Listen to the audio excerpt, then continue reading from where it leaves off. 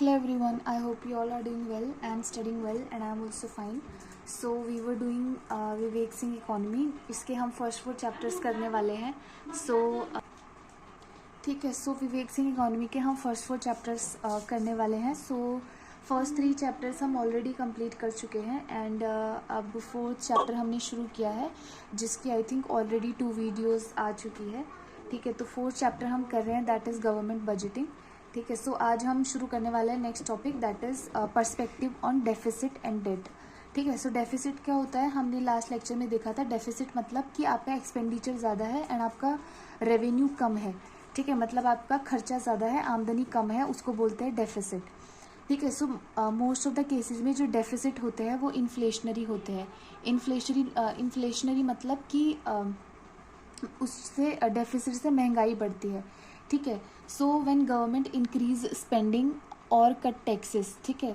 तो मतलब अगर गवर्नमेंट है स्पेंडिंग्स अपनी बढ़ा देता है और टैक्सेस कम कर देता है तो इवेंचुअली जो पैसा है वो किसके पॉकेट में जा रहा है, इवेंचुअली पैसा पब्लिक के पॉकेट में जा रहा है. मतलब पब्लिक के पास ज़्यादा पैसा आ गया तो उससे क्या होगा, एग्रीगेट डिमांड बढ़ेगी.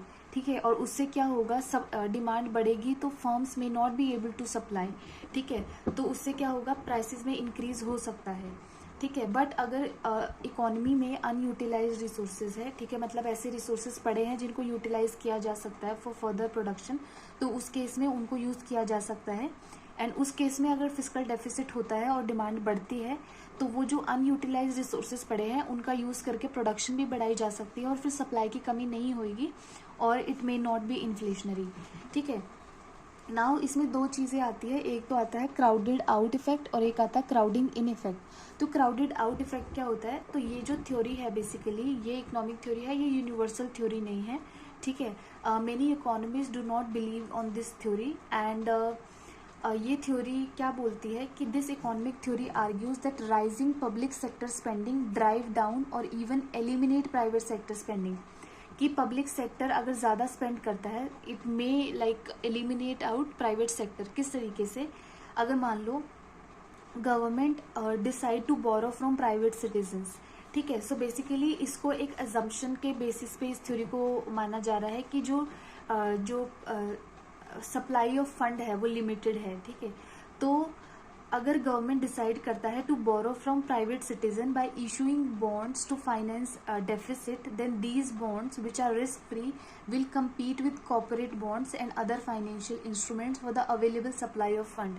क्योंकि जो अवेलेबल सप्लाई ऑफ फंड है वो लिमिटेड है, तो अगर गवर्नमेंट अगर प्राइवेट सिटीजन से पैसा उठाता है तो ऑफकोर्स उस केस में जो जो भी लोग हैं वो गवर्नमेंट बॉन्ड्स में इन्वेस्ट करना ज़्यादा प्रेफर करेंगे because government bonds risk free है. तो फिर कॉर्पोरेट बॉन्ड्स को पैसा नहीं मिलेगा. ठीक है. तो उससे क्या होगा, ये जो गवर्नमेंट बॉन्ड है ये compete करेंगे कॉर्पोरेट बॉन्ड और अदर फाइनेंशियल इंस्ट्रूमेंट्स के साथ में. ठीक है. तो ऐसा मोस्टली क्राउडेड आउट इफेक्ट कब होता है, जब इकोनॉमी अपनी फुल एम्प्लॉयमेंट पर है, मतलब सारे रिसोर्सेज को फुल्ली यूटिलाइज किया जा रहा है. ठीक है. और रिसोर्सेज अब कम पड़ गए हैं and the crowded out effect is more likely to happen. किस सिचुएशन में, when the economy is at full employment and resources are scarce. ठीक है. नाउ क्राउडिंग इन इफेक्ट क्या होता है, इसमें क्या होता है, in this private investment increases as debt finance government spending increases. तो इसमें क्या हो रहा है, बेसिकली जो प्राइवेट सेक्टर है वो एलिमिनेट नहीं हो रहा है, instead private sector is pulled इन. ठीक है. पब्लिक सेक्टर की स्पेंडिंग इंक्रीज होने से प्राइवेट सेक्टर की स्पेंडिंग भी इंक्रीज होती है. ठीक है. तो ये कब होता है, जब इकोनॉमी में if there are unutilize resources और स्लो डाउन और रिसेशन. ठीक है. मतलब इकोनॉमी में अनयूटिलाइज रिसोर्सेज पड़े हैं. ठीक है. तो अगर गवर्नमेंट स्पेंडिंग इंक्रीज करेगा तो इवेंचुअली पब्लिक के पॉकेट में पैसा जाएगा एंड उससे डिमांड बढ़ेगी गुड्स की. एंड डिमांड, जब गुड्स की डिमांड बढ़ेगी तो it would attract private sector to come in to the picture to fulfil the demands of the public. ठीक है. So increase private sector demand, thus the private sector crowds in और gets pulled in to satisfy increasing consumer needs. ठीक है. I hope आपको समझ आया होगा. तो बस आपको ये याद रखना है कि क्राउडेड आउट इफेक्ट में जो प्राइवेट सेक्टर है वो एलिमिनेट हो रहा है एंड क्राउडिंग इन इफेक्ट में वो क्या हो रहा है, इट इज पुल्ड इन. ठीक है, अब हम पढ़ेंगे फिस्कल डेफिसिट के बारे में कि do economies really need fiscal deficit. ठीक है, तो फिस्कल डेफिसिट पहले क्या होता है, हमें पता है कि total expenditure minus total receipts. ठीक है, सो टोटल एक्सपेंडिचर का मतलब revenue expenditure plus capital expenditure minus total receipt, यानी कि revenue receipt plus capital receipt. ठीक है, तो फिस्कल डेफिसिट अगर कैपिटल एक्सपेंडिचर बढ़ा तो भी फिस्कल डेफिसिट बढ़ेगा। ठीक है, सो कैपिटल एक्सपेंडिचर क्या कर रहा है, जैसे कि अगर गवर्नमेंट इंफ्रास्ट्रक्चर क्रिएशन कर रही है, जैसे कि मान लो रोड्स बना रही है, जैसे ये सागरमाला है, ठीक है, गति शक्ति प्रोजेक्ट है, इनके तहत जो रोड्स बन रही है या जो भी इंफ्रास्ट्रक्चर का क्रिएशन हो रहा है, इवेंचुअली ये फ्यूचर में रिटर्न देगा। ठीक है, सो ये सब अगर कैपिटल एक्सपेंडिचर ऐसे से प्रोजेक्ट्स पे किया जा रहा है तो वो क्या हो रहा है, क्रिएशन ऑफ एसेट हो रहा है। और अगर आपने कोई लोन लिया था और वो लोन आपने वापस कर दिया तो रिडक्शन ऑफ लायबिलिटी हो रहा है कैपिटल एक्सपेंडिचर से। ठीक है, क्योंकि कैपिटल एक्सपेंडिचर वो होता है जिससे या तो आपका एसेट का क्रिएशन हो या आपका रिडक्शन ऑफ लायबिलिटी हो। तो अगर आपका फिस्कल डेफिसिट कैपिटल एक्सपेंडिचर ज़्यादा होने की वजह से आ रहा है देन इट्स फाइन। ठीक है, बिकॉज आपने कैपिटल पे इन्वेस्ट किया है which in future would give you return. But अगर आपका फिस्कल डेफिसिट रेवेन्यू एक्सपेंडिचर की वजह से हो रहा है, जो कि मोस्टली इंडिया में फिस्कल डेफिसिट रेवेन्यू एक्सपेंडिचर की वजह से हो रहा है, देन दैट्स नॉट गुड। ठीक है, बिकॉज आपकी daily day to day needs पे ज़्यादा खर्चा करना पड़ रहा है, मतलब एक तरीके से मतलब उतना आप अर्न भी नहीं कर रहे हो जितना ज़्यादा आपको डेली टू डेली एक्टिविटीज़ पे खर्च करना पड़ रहा है, जैसे कि सब्सिडीज हो गई। ठीक है, जो और सोशल सेक्टर पे जो आपको इन फ्यूचर रिटर्न नहीं देगी। ठीक है, अब यहाँ पे एक और कॉन्सेप्ट आता है। ठीक है, ये तो हो गया, इसको यहाँ भूल जाओ। अब दूसरी चीज़ क्या है कि अगर मान लो ए 100 रुपये का लोन ले रहा है, ठीक है, ए 100 रुपये का लोन ले रहा है 10% इंटरेस्ट रेट पे, मतलब ईयर एंड पे ए ने जिससे भी लोन लिया है ए को उसको 110 रुपीज़ देना पड़ेगा। ठीक है, तो अगर ए इस 100 रुपये को कहीं पे भी इन्वेस्ट करना चाहेगा then a will make sure कि मैं वहाँ से इतना पैसा तो कमा लूँ एटलीस्ट कि मेरा 110 रुपीज़ तो मिनिमम आए, अदरवाइज ए लॉस में चला जाएगा। हम भी अगर कहीं पे भी हमें इन्वेस्टमेंट करनी होती है तो हम भी उस चीज़ को इसी तरीके से देखते हैं कि हम जो हमारी कॉस्ट है, जो हमने जो भी लोन लिया है या हमारी कॉस्ट ऑफ लोन है या जो भी हमने रिस्क लिया है, ठीक है, उसके जो बेनिफिट है वो रिस्क से ज़्यादा होना चाहिए। ठीक है, कॉस्ट टू बेनिफिट रेशियो जो हम देखते हैं। ठीक है, सो ए मस्ट अर्न मोर देन 110। उस सिचुएशन में क्या होगा, in that situation fiscal deficit will not pose any problem. ठीक है, सो आइडियली अगर आप इन्वेस्टमेंट कर रहे हो बोरोइड फंड पे, ठीक है, तो बोरोइड फंड्स पे अगर आप इन्वेस्टमेंट कर रहे हो तो उन बोरोइड फंड पे जो इन्वेस्टमेंट कर रहे हो उसका return should be more than interest rate. ठीक है, should be more than interest rate होना चाहिए। ठीक है ना, यहाँ से एक और चीज़ आती है interest rate growth rate differential. Interest rate growth rate differential ये यूज़ किया जाता है टू चेक डेट सस्टेनेबिलिटी। तो sustainable word we all have heard. ठीक है, सस्टेनेबल डेवलपमेंट।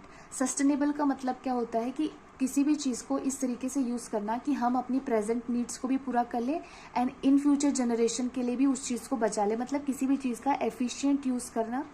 ठीक है, अननेसेसरी या वेस्टफुल यूज़ नहीं करना। ठीक है, डेट सस्टेनेबिलिटी का मतलब ही ऐसा है कि आपने डेट लिया है वो आपके लिए सस्टेनेबल है। ठीक है, मतलब आपको इन फ्यूचर रिटर्न देगा वो। ठीक है, तो अगर वही बात है कि अगर आपने कोई भी डेट लिया है तो उसका भी जो इंटरेस्ट रेट है should be less than growth rate. ठीक है, जो ग्रोथ आपकी उस डेट लेने की वजह से होगी उससे इंटरेस्ट रेट कम ही होना चाहिए, तभी आपका जो डेट है वो सस्टेनेबल है, नॉट नेसेसरीली वाइस वर्सा। ठीक है, बट अगर डेट सस्टेनेबल है इसका मतलब ये नहीं है कि ग्रोथ रेट इंटरेस्ट रेट से ज़्यादा ही है। ठीक है, वाइस वर्सा नहीं है, बट ये सिचुएशन आपको समझ लेनी है। ठीक है, अब आ जाते हैं हम बोरोइंग पे। ठीक है, तो as per article 293 state need to take prior approval from the centre for borrowing if. ठीक है, तो जो स्टेट्स हैं इंडिया में, जितने भी स्टेट्स हैं उनको सेंट्रल गवर्नमेंट से परमिशन लेनी पड़ती है कोई भी लोन लेने से पहले। दो केसेस में, अगर states have taken debt from centre and there are pending dues. अगर स्टेट ने कोई भी लोन लिया था सेंट्रल गवर्नमेंट से और पेंडिंग ड्यूज है, या there is any outstanding loan on state with respect to which central government has given guarantee. ठीक है, या कोई स्टेट ने, मैंने आपको बताया था स्टेट या पब्लिक सेक्टर अंडरटेकिंग कभी कभार लोन लेती है और उसकी गारंटी सेंट्रल गवर्नमेंट देता है। मतलब अगर स्टेट गवर्नमेंट या पब्लिक सेक्टर अंडरटेकिंग वो लोन नहीं रिटर्न कर पाते हैं तो इन फाइनल सिचुएशन फिर वो स्टेट गवर्नमेंट को पे करनी पड़ेगी, दैट इज गारंटी। ठीक है, तो अगर ऐसा सिनेरियो है, ये दो सिनेरियो है, तो उस केस में स्टेट को कोई भी बोरोइंग करने से पहले सेंट्रल गवर्नमेंट से परमिशन लेनी पड़ेगी। ठीक है, ये आर्टिकल 293 में मेंशन है, बट क्योंकि हर एक स्टेट का ड्यू है स्टेट गवर्नमेंट के पास में, तो वो परमिशन लेते ही है सेंट्रल गवर्नमेंट से, ठीक है।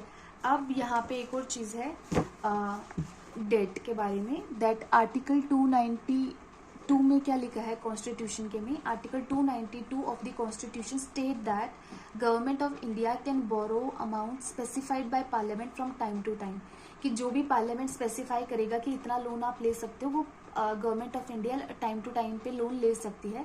अब आर्टिकल 293 में क्या है कि state government can borrow from internal sources, कि स्टेट गवर्नमेंट सिर्फ इंटरनल सोर्सेज से बोरो कर सकती है, और central government can borrow from internal sources as well as external sources.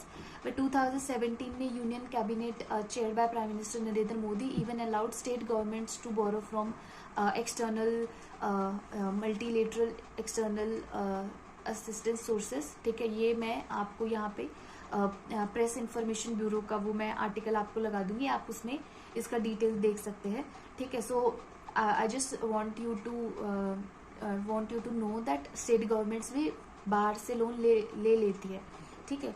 Now internal debt क्या होता है? इंटरनल डेट होता है when government of India borrow from domestic market. External debt होता है when government of India borrow from multilateral agencies like World bank, Asian development Bank etcetera, and FPI purchasing, मतलब foreign portfolio investment purchasing government securities. अब ठीक है, FPI क्या होता है ये हम ऑलरेडी पढ़ चुके हैं, गवर्नमेंट सिक्योरिटीज क्या होता है ये हम ऑलरेडी पढ़ चुके हैं, ठीक है। So someone who is following this series from starting, उसको ये प्रॉब्लम नहीं होगी, ठीक है। एंड व्हेन आप कोई जब सीरीज चला रहे हो तब, क्योंकि अगर आप कोई चीज़ पहले पढ़ा चुके होते हो तो वो चीज़ आपको हिट भी नहीं करती कि ये चीज़ अब मैं बताऊँ, क्योंकि आप वो चीज़ पहले बता चुके हो, ठीक है। आप रैंडमली कोई भी टॉपिक पढ़ाते हो तब यू मेक श्योर कि आप हर एक पॉइंट बताओ, ठीक है। Now public account liability, it includes national small saving scheme like public provident fund, किसान विकास पात्र एक्सेट्रा, ठीक है। ये सारी वो है जो पब्लिक अकाउंट, मैंने आपको बताया था, एक कंसोलिडेटेड फंड ऑफ इंडिया होता है, कंटिजेंसी फंड ऑफ इंडिया होता है, एक पब्लिक अकाउंट ऑफ इंडिया होता है। पब्लिक अकाउंट ऑफ इंडिया वो होता है जिसमें सारे वो फंड्स जाते हैं जो कंसोलिडेटेड फंड ऑफ इंडिया में नहीं जाते, ये सारे funds public account of India में जाते हैं, ठीक है। नाउ ऑफ बजट लायबिलिटीज क्या होती है? Such financial liability of any corporate और अदर एंटिटी ओन्ड और controlled by central government which the government has to repay और service from annual financial statement, यानी कि बजट। तो वही बात कि अगर कोई कंपनी है जिसको गवर्नमेंट ओन करता है, ठीक है, और उसका लोन इवेंचुअली अगर सेंट्रल गवर्नमेंट को पे करना पड़ रहा है, तो then they are off budget liabilities. अब internal debt plus external debt दोनों को मिलके हम क्या बोलते हैं? Public debt of government of India, and it is contracted against security of consolidated fund of India. Now this internal debt plus external debt plus public account liability plus off budget liabilities, ये सब मिलके क्या बनाते हैं? Government of India यानी कि central government की total date liabilities, ठीक है। अब आ जाते हैं हम एक्सटर्नल डेट ऑफ इंडिया पे, ठीक है। External debt, so external debt of India, it refer to all the external debt taken either by central government or by any Indian company, ठीक है। तो किसी भी इंडियन कंपनी या गवर्नमेंट ऑफ इंडिया के द्वारा जो भी लोन लिए जाते हैं, ठीक है, उसको क्या बोलते हैं? मतलब किसी भी एक्सटर्नल एजेंसी से, उसे बोलते हैं external debt of India. And इसमें जो कमर्शियल बोरोइंग्स है, that remain the largest component of external debt followed by non resident deposits, ठीक है। नाउ अब हम करेंसी वाइज देखें, हमारा जो इंडिया का एक्सटर्नल डेट है उसमें करेंसी वाइज अगर हम देखें तो एक्सटर्नल डेट में US डॉलर डिनोमिनेटेड डेट 54.7% है, इंडियन रुपी डिनोमिनेटेड 30.5% है, SDR 5.7% है। SDR होते हैं स्पेशल ड्राइंग राइट्स, और जो भी ये इंस्टीट्यूशंस होते हैं जैसे कि IMF है, इन सब में कोटा होता है, एंड कोटा के जितना आपका कोटा होता है उसके बेसिस पे आपको लोन मिलता है इन सब इंस्टीट्यूशन से, मतलब जितना कोटा होता है उस हिसाब से आपको लोन मिलता है। जब हम IMF पढ़ेंगे तब मैं आपको बताऊंगी। येन है जापान की 5.6% एंड यूरो 2.9%, ठीक है। अब मल्टीलेटरल असिस्टेंस क्या होता है? It include loan from multilateral institution जैसे कि world bank, Asian development bank, ठीक है, एंड ये पेट्रोलियम एंड ऑयल जो कंट्रीज है, ठीक है। Now bilateral assistance, loan from Japan, Germany, US, France, Russia, ठीक है। अब बढ़ेंगे हम monetization of deficit and deficit financing के बारे में, ठीक है।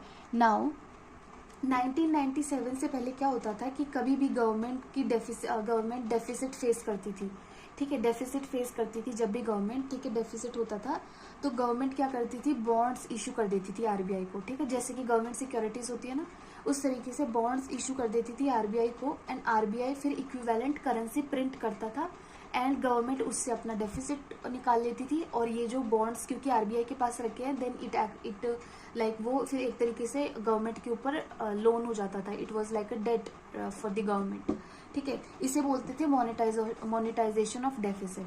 1997 के बाद में इस चीज़ को जो डायरेक्ट मोनेटाइजेशन जो हो रहा है, डायरेक्ट प्रिंटिंग हो रहा है, इसको बंद कर दिया गया और एक नया इंस्ट्रूमेंट निकाला गया, वेज एंड मीन्स एडवांसेस। ये हमने मनी एंड बैंकिंग में पढ़ा था, ठीक है। Ways and means advances basically एक इंस्ट्रूमेंट है through which government can meet temporary mismatches, cash में जो भी टेम्पररी मिसमैच होता है, ठीक है, उसके लिए ये लोन्स ले सकती है आरबीआई से। Government can take advances to accommodate temporary mismatches in government receipts and payment, ठीक है। जो fiscal responsibility and budget management act था 2003 का, that also prohibit direct monetization of deficit but allow it in exceptional circumstances, but क्योंकि कुछ exceptional circumstances में आप use कर सकते हो, ठीक है। So, but the problem in India is that once it is done, it would lure like future government to use it because it would be like an easy option, easy route for the government, ठीक है। So अभी ये किया नहीं जाता, ठीक है, खत्म हो गया ये, ठीक है, वेट अ मिनट, यस, पहले तो ये है इससे, ठीक है। So now the question is when government should go for direct monetization. Government को डायरेक्ट मोनेटाइजेशन कब करना चाहिए, जब bank do not have sufficient liquidity, कि बैंक्स के पास पैसा नहीं है तब, ठीक है, क्योंकि अगर फिर उस केस में आरबीआई मतलब गवर्नमेंट भी पैसा लेगी तो उस केस में क्या होगा, इवेंचुअली आरबीआई के पास में जो पैसा है वो कहीं से टपक नहीं रहा है, ठीक है, आरबीआई के पास में भी पब्लिक का ही पैसा है, ठीक है, बैंक्स के पास में भी पब्लिक का ही पैसा है, ठीक है। तो अगर आप मतलब आरबीआई से पैसा लोगे, ठीक है, और मतलब तो अगर मतलब पहले से ही सफिशिएंट लिक्विडिटी नहीं है बैंक्स के पास में और गवर्नमेंट और पैसा ले रही है तो और लिक्विडिटी कम हो जाएगी और इंटरेस्ट रेट बढ़ जाएंगे, मनी सप्लाई और कम हो जाएगी, इन्फ्लेशन बढ़ जाएगा, ठीक है। तो उस तरीके से उस केस में government can go for direct monetization, that mean that direct printing currency. अब मोनेटाइजेशन ऑफ डेट का इम्पैक्ट क्या होता है, ठीक है, it help in increasing demand, aggregate demand बढ़ जाती है, it increase debt on government, increase in inflation due to increase money supply, ठीक है, क्योंकि प्रिंट करेंसी प्रिंट होएगी, मनी सप्लाई बढ़ेगी, ठीक है, क्योंकि डेफिसिट हो रहा है मतलब खर्चा ज़्यादा है, खर्चा ज़्यादा है तो खर्चा गवर्नमेंट ने किसी को भी दिया हो, इवेंचुअली पब्लिक के पॉकेट में ही गया, ठीक है, तो उससे क्या बढ़ेगा, मनी सप्लाई बढ़ेगी, गवर्नमेंट डिमांड बढ़ेगी, ठीक है, डिमांड बढ़ेगी तो इन्फ्लेशन बढ़ेगा, ठीक है। और क्योंकि मनी मतलब ऐसा ही मनी सप्लाई बढ़ गई है तो उससे डेप्रिसिएशन हो जाएगा रुपीज़ का, ठीक है, डेप्रिसिएशन हो जाएगा तो उससे क्या होगा, हमारे इंपोर्ट्स और भी ज़्यादा कॉस्टली हो जाएंगे, ठीक है। Now RBI can be seen as losing control over its monetary policy and RBI would also may lose control over its monetary policy. Now इसमें एक टॉपिक है fiscal council. Fiscal council India में नहीं है बट कुछ एक countries में है, तो फिस्कल काउंसिल होगा तो उसके क्या प्रोज एंड कॉन्स होंगे, ये टॉपिक है, ठीक है, क्योंकि बट इंडिया में है ही नहीं, ठीक है, और ऐसा कुछ मतलब है कि रिसेंट कोई चांस भी नहीं लग रहा है कि अभी ये इंट्रोड्यूस किया जाएगा, so I have not done it, ठीक है, बट हम इसको एंड में देखेंगे अगर करना हुआ तो, ठीक है, क्योंकि थ्योरेटिकल टॉपिक है, कुछ भी नहीं है, आपको उसका प्रोज एंड कॉन्स ही देखना है सिर्फ, ठीक है। अब आ जाते हैं हम इंडिया के टैक्स सिस्टम पे, ठीक है। सो बेसिकली सबसे पहले हम टैक्स की क्लासिफिकेशंस करेंगे, ठीक है। तो पहला जो हमने टैक्स का क्लासिफिकेशन किया है वो है टैक्स कितने तरीके का हो सकता है, progressive, proportional and regressive. Progressive वो टैक्स होगा that tax that increases with increase in income, for example income tax हो गया, ठीक है। तो ये हमारे इनकम टैक्स में जो स्लैब्स होती है ये हमारी इनकम के अकॉर्डिंग होती है कि अगर आप इतने लाख से इतने लाख में करते हो तो आपको इतना परसेंट टैक्स पे करना पड़ेगा, इतना करते हो तो आपको इतना, मतलब आपकी जैसे जैसे इनकम इंक्रीज होती है वो इंक्रीज होती जाती है। प्रोपोर्शनल टैक्स मतलब टैक्स आपको परसेंटेज की फॉर्म में लिया जाएगा, ठीक है, और ऐसा नहीं है कि जिसकी हाई इनकम हो रही है उससे हाई परसेंटेज लिया जाएगा, नहीं, आपकी इनकम का कुछ परसेंटेज लिया जाएगा, वो सबके लिए सेम रहेगा। और रेग्रेसिव टैक्स वो होता है tax percent that decrease with increase in income. For example अगर एक व्यक्ति है जो महीने के 500 रुपये कमा रहा है और एक व्यक्ति है जो महीने के 100 रुपये कमा रहा है, ठीक है। अगर वो 50 रुपये की कोई चीज़ खरीद रहे हैं तो जो 50 रुपये है वो 100 का तो 50% है। सो समवन हु इज़, ठीक है, और मान लो उस 50 रुपये की चीज़ पे 10 रुपये का टैक्स है, ठीक है। सो 10 रुपये 100 रुपये का तो 10% हो गया, ठीक है, बट 500 का तो 2% ही हुआ, ठीक है। तो इस तरीके से जिसकी 500 रुपये मतलब जिसकी इनकम ज़्यादा है उस पर तो वो टैक्स कम ही लगा, ठीक है। सो रिग्रेसिव टैक्स क्या होता है, tax percent decrease with increase in income, ठीक है। अब दूसरा टैक्स का क्लासिफिकेशन कर सकते हैं हम, specific tax and ad valorem tax. Specific tax क्या होता है, it is fixed as per each unit of good और service not based on value, ठीक है। वैल्यू के बेसिस पे नहीं लगाया जाता, आप यूनिट जो जितना यूनिट ऑफ गुड आएगी या सर्विस आएगी उसके हिसाब से जो है टैक्स लगाया जाता है। एड वैलोरम टैक्स जो होता है, it is levied as a percentage of value of the item, ठीक है, वैल्यू पे डिपेंड करता है। नाउ टैक्स को प्रोडक्शन टैक्स और कंजम्पशन टैक्स ऐसे दो तरीके से भी हम डिवाइड कर सकते हैं, बट ये सिर्फ इनडायरेक्ट टैक्सेस में यूज होता है। फॉर एग्जांपल इनडायरेक्ट टैक्स मतलब जैसे कि जीएसटी, ठीक है। प्रोडक्शन टैक्स कौन से होते हैं, प्रोडक्शन टैक्स को ओरिजिन बेस्ड टैक्स भी बोलते हैं, बिकॉज ये लेवी किए जाते हैं where goods and services are produced, ठीक है, जहाँ गुड्स एंड सर्विसेज प्रोड्यूस किए जाते हैं, ठीक है। एंड कंजम्पशन टैक्स कौन से होते हैं, destination based tax, these are levied where goods and services are consume, जहाँ कंज्यूम हो रही है, जैसे कि जीएसटी, ठीक है। इवेंचुअली जो सर्विस या गुड को कंज्यूम कर रहा है ही इज द वन जो जीएसटी पे करेगा। जब आप कोचिंग लेने जाओगे तो आपकी कोचिंग की फीस में जीएसटी भी इंक्लूडेड होगा, because you are using that service, तो वो जीएसटी आपको पे करना पड़ेगा, ठीक है। But GST is an indirect tax, क्योंकि आप जीएसटी आपके कोचिंग इंस्टीट्यूट को पे कर रहे हो and then your coaching institute would pay to government, ठीक है। So it is an indirect tax because it is like given by someone to an intermediary and then वो फाइनली गवर्नमेंट को देता है, that's why it is an indirect tax. And income tax एक direct tax है because हम pay कर रहे हैं सीधा गवर्नमेंट को, ठीक है। नाउ टैक्स को हम डायरेक्ट और इनडायरेक्ट टैक्स के फॉर्म में भी डिवाइड कर सकते हैं, ठीक है। जीएसटी डेस्टिनेशन बेस्ड टैक्स है, ठीक है। ओरिजिन बेस्ड टैक्स जैसे कि एक्साइज ड्यूटी है, ठीक है, इट इज लाइक इट जब इम्पोज करी जाती है on goods and services when they move out of the factory, ठीक है।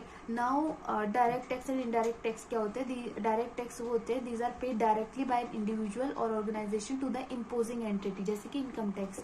इनडायरेक्ट टैक्स वो होते हैं, it is a tax collected by an intermediary from the person who bear the ultimate economic burden of the tax. जैसे कि हम कोई भी चीज़ ले रहे हैं जिस पर जीएसटी लगाया जा रहा है, हम कोई बाजार से कोई चीज़ लेके आ रहे हैं, पैकेट फूड लेके आ रहे हैं, उस पर जीएसटी लगा हुआ है, तो इवेंचुअली उसका बर्डन हम पे है, लेकिन हम किसको पे कर रहे हैं, इंटरमीडिएरी को पे कर रहे हैं, ठीक है। हम कौन है, हम वो है who bear the ultimate economic burden of the tax, ठीक है। नाउ मूविंग अहेड, यस, ठीक है। अब टैक्स को हमने डायरेक्ट और इनडायरेक्ट में बांट के स्टेट और सेंटर में बांट दिया है, ठीक है। सो टैक्स डायरेक्ट और indirect, centre state, centre state. Centre के कौन कौन से टैक्स है, जैसे कि पर्सनल इनकम टैक्स, ये सारे टैक्स को हम वन बाय वन डील करेंगे, ठीक है। Personal income tax, corporate income tax, minimum alternate tax, capital gains tax, dividend distribution tax, securities transaction tax, equalization levy. State के कौन कौन से हैं, land revenue, property tax. Indirect taxes में center का क्या आता है, central GST, integrated GST and customs duty.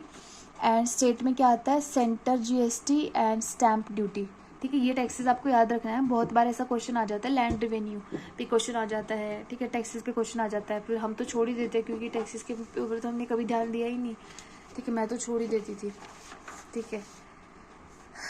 अब इनकम टैक्स के बारे में तो सबको पता है, इनकम टैक्सेस पे हम सब जो हम सब तो नहीं, लेकिन जो भी सैलरीड पर्सन होते हैं वो अपनी इनकम टैक्स स्लैब के अनुसार जो गवर्नमेंट को है वो टैक्स पे करते हैं। अब कॉर्पोरेट इनकम टैक्स क्या होता है, ठीक है, सिर्फ हम ये कॉर्पोरेट इनकम टैक्स करते हैं, ठीक है, उसके बाद में हम अगला लेक्चर में करेंगे, ठीक है। सो कॉर्पोरेट इनकम टैक्स क्या होता है, the income tax paid by domestic companies and foreign companies on their income in India is called corporate income tax. Corporate is an entity that has a separate and independent legal entity from its shareholders, ठीक है। Basically कोई भी business है वो setup तो किसी human being के द्वारा ही किया जा रहा है, बट उस ह्यूमन बीइंग को कॉर्पोरेट नहीं बोल रहे हैं।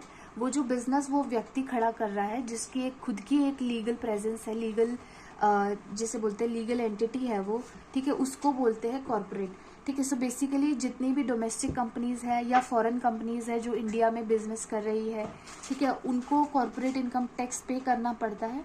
ठीक है। Domestic as well as foreign companies are liable to pay corporate tax under the income tax act. Domestic company is taxed on its universal income, मतलब कोई इंडिया की कंपनी है उसको अपनी पूरी इनकम पर टैक्स पे करना पड़ेगा, और कोई फॉरेन कंपनी है उसको सिर्फ उतना इनकम पे टैक्स पे करना पड़ेगा जितनी इनकम उसने इंडिया की टेरिटरी में जनरेट की है। ठीक है। नाउ इंडिया में अब डोमेस्टिक कंपनी क्या होती है, फॉरेन कंपनी क्या होती है। डोमेस्टिक कंपनी वो कंपनी होती है जो कि रजिस्टर्ड होती है under companies act of India. ठीक है। Also companies registered outside India but has made arrangements for the declaration and payment of dividend in India under IT act 1961। ठीक है। मतलब कोई कंपनी अगर इंडिया के बाहर भी रजिस्टर्ड है but it has declared that it would पे इट्स डिविडेंड इन इंडिया, तो वो भी एक डोमेस्टिक कंपनी कहलाएगी और वो भी टैक्स पे करेगी अंडर IT एक्ट। ठीक है। फॉरेन कंपनी क्या होती है, जो कि रजिस्टर्ड इंडिया में नहीं है and has control and management located outside India. ठीक है। तो अभी एक चीज़ देख लो इसमें कि 2019 में क्या किया गया। 2019 में गवर्नमेंट ऑफ इंडिया ने एक अमेंडमेंट की। ठीक है। उस अमेंडमेंट के थ्रू एक सेक्शन इंट्रोड्यूस किया। कौन सा section, 115 BAA through the taxation amendment ordinance. Section 115 BAA extend an option for domestic businesses to pay tax at a rate of 25.168%। ठीक है। सो ये जो 115 BAA सेक्शन है ये एक अमेंडमेंट के थ्रू इंट्रोड्यूस किया गया। ठीक है। सो अब हम पढ़ेंगे पहले क्या था और अमेंडमेंट से क्या इंट्रोड्यूस किया गया। ठीक है। सो 2019 से पहले क्या था, कॉर्पोरेट इनकम टैक्स किस तरीके से लगाया जाता था 2019 से पहले। ठीक है। तो पहले तो एक बेस रेट होता था टैक्स का। ठीक है। वो बेस रेट कितने का होता था, 30% का। उस पर सरचार्ज लगाया जाता था। सरचार्ज क्या होता है, टैक्स पर टैक्स। ठीक है। सरचार्ज क्या होता था, 7% ऑफ दिस 30%। ठीक है। 7% अगर 1 करोड़ से 10 करोड़ के बीच में आपकी नेट इनकम है, और 12% अगर आपके 10 करोड़ से ज़्यादा आपकी नेट इनकम है। तो सरचार्ज कितने का लगेगा, या तो 7% का या 12% का, डिपेंडिंग अपॉन आपकी नेट इनकम कितनी है। और ये 7% 12% हमें 30% का निकालना है। Now corporate income tax plus surcharge दोनों को प्लस करके जो आएगा आपका, उस पर आपका सेस लगेगा 4% का। ठीक है। तो टोटल ऐसे करके, मतलब अगर आप 12% लगा के, क्योंकि बुक में ये 7% वाला मेंशन नहीं है कि अगर आपका आपके 1 करोड़ से 10 करोड़ का इनकम है तो आप 7% पे लगाओगे, वहाँ सिर्फ ये 12% वाला मेंशन है। और ऐसे करके 34.94% इफेक्टिव कॉर्पोरेट इनकम टैक्स निकाल रखा है। ठीक है। तो मतलब आपका पहले 2019 से पहले क्या है, कॉर्पोरेट इनकम टैक्स कितने का लगता था, 34.9% का। 2019 में जब सेक्शन 115 BAA इंट्रोड्यूस किया गया, उसके बाद में क्या चेंज किया गया कि आपका बेस रेट होगा 22% का, उस पर आपका सरचार्ज अप्लाई होगा 10% का, 22 पे 2.2% हो गया। और उसके ऊपर इन दोनों को जब आप प्लस कर दोगे, कॉर्पोरेट इनकम टैक्स और सरचार्ज को, तो 24.2% हो गया। इस पर सेस लगेगा 4% का। ठीक है। वो हो गया 0.9%। तो मतलब इफेक्टिव कॉर्पोरेट इनकम टैक्स आप पे कितना हो जाएगा, 25.17%। ठीक है। तो बेसिकली ये कम हो गया। ठीक है। तो इसीलिए अपोजिशन गवर्नमेंट्स आपने हम अक्सर सुनते हैं। ठीक है। जो UPA गवर्नमेंट है वो NDA गवर्नमेंट को क्रिटिसाइज़ करती रहती है कि जो करंट गवर्नमेंट है वो तो अडानी अंबानी इन सब की है। ठीक है। और ऐसा क्रिटिसाइज़ करती है। तो अब मैं ऐसा वो सपोर्ट नहीं कर रही हूँ कि देखो ये तो उन्होंने करा है सच में सपोर्ट। ठीक है। कॉर्पोरेट इनकम टैक्स कम करके, because we can never say, ठीक है, कि कॉर्पोरेट इनकम टैक्स करने से क्या इकोनॉमी में नुकसान ही होगा। ठीक है। हो सकता है क्योंकि ऐसा मैंने इकोनॉमिस्ट से कि कॉर्पोरेट इनकम टैक्स कम करने से इकोनॉमी को फ़ायदा भी हो सकता है। ठीक है। तो हमें उस लाइन में तो जाना ही नहीं है, but why I am telling कि आपको ये चीज़ याद रहे। ठीक है। तो ये जो सेक्शन 115 BAA है ये 2019 में थ्रू एन अमेंडमेंट इंट्रोड्यूस की गई। इन 2019 government of India introduced section 115 BAA through the taxation amendment ordinance. Section 115 BAA extend an option for domestic businesses to pay tax at a rate of 25.168%. ठीक है। अब capital gain tax भी आप फटाफट देख लेते हैं। कैपिटल मतलब मैंने आपको बताया था, कैपिटल मतलब होता है आपका कोई भी एसेट। ठीक है। तो अगर it is charge on both earning from the return on investment और gain from selling a property मतलब आपने कोई शेयर्स सेल करे हैं, स्टॉक या बॉन्ड्स या प्रेशियस मेटल या कोई भी आर्ट वर्क या भी कोई भी प्रॉपर्टी अगर आपने सेल करी है या आपने कोई इन्वेस्टमेंट करी थी उस पर आपको रिटर्न मिला है, तो उस रिटर्न की अर्निंग पे या आपके प्रॉपर्टी जो आपने सेल किया है उस पर आपका प्रॉफिट हुआ है तो उस पर कैपिटल गेन्स टैक्स लगता है। ठीक है, जो डिविडेंड डिस्ट्रीब्यूशन टैक्स है वो हम आगे की क्लास में पढ़ेंगे क्योंकि ये लेक्चर तो काफ़ी लंबा हो चुका है। तो आई होप आपको ये लेक्चर पसंद आया होगा। ठीक है, पसंद आया तो do give your feedback in the comment section and also share with your friends.